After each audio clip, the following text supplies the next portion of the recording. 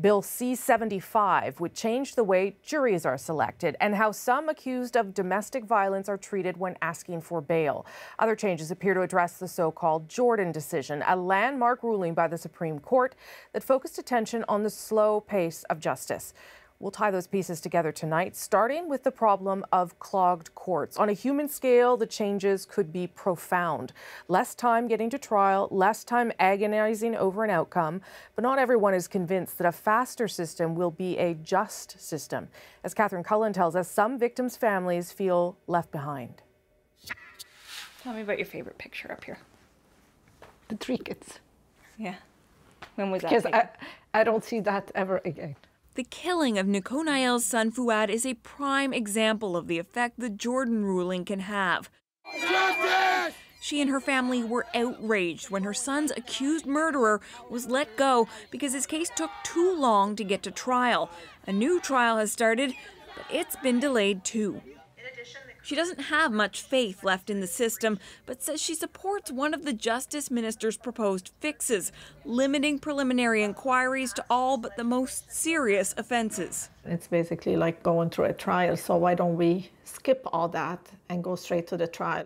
The Justice Minister argues it will make a big difference. This bold reform will substantively contribute to the reduction of the delays in provinces. But not everyone is convinced. A preliminary inquiry ends up saving a lot of time down the road. It narrows issues, it shortens trials, and sometimes it eliminates the need for trials. There are other changes, too, intended to unclog the court system, changing the rules for administration of justice offenses. Which are really just breaching court orders. You're told not to drink, don't drink. They're going to take those out of the regular criminal justice system. Changing bail procedures. What it means is that bail hearings are going to be faster and more streamlined. More people are going to be released, and they're going to be released with fewer conditions and less onerous conditions. And reclassifying indictable offenses. It's probably going to help delay in Superior Court, but it's probably going to make it worse in Provincial Court. But the Justice Minister didn't move with one big change many expected, doing away with mandatory minimum sentences. The Conservatives championed them as part of a tough-on-crime approach, but some lawyers argue they discourage plea deals, pushing defendants to go to trial. It elongates the court process and matters go to trial that otherwise wouldn't have.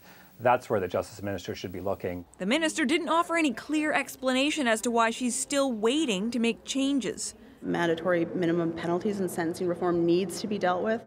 Well, Nicole Nael hopes her wait to see justice will end. It's a slow death. It's slow death. Catherine Cullen, CBC News, Ottawa. When it comes to speeding up the snail's pace of justice, a major concern is there are simply not enough judges. And across the country, there are existing positions that remain vacant. Across Canada, including federal courts, there are 56 unfilled judgeships. That's about 6% of Canada's total federally appointed judicial positions. But some parts of the country are worse than others. Ontario and Quebec, for example, have a 3% vacancy rate. In Alberta, though, it's 15%. And that's actually after a hiring spree that happened just last year.